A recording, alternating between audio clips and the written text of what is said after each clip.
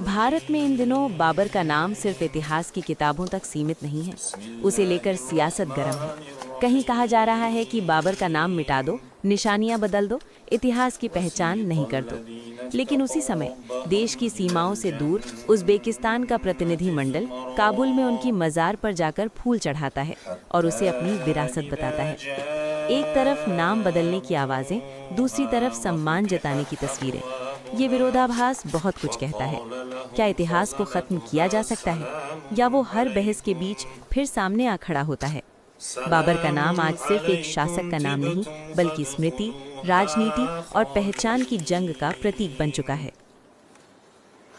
وقالوا الحمد لله الذي صدقنا وعده وأورثنا الأرض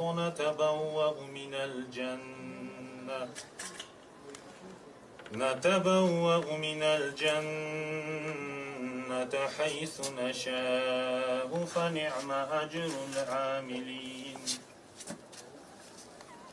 وترى الملائكة حافين من حول الأرش يسبحون بحمد ربهم وقضي بينهم بالحق وقيل الحمد لله رب العالمين صدق الله العظيم سبحان ربك رب العزة عما يصفون وسلام على المرسلين والحمد لله رب العالمين الحمد لله والصلاة والسلام على رسول الله أما بعد Parvardigora shu o'qilgan tilovat qilganimizning bargahida qabul aylagin.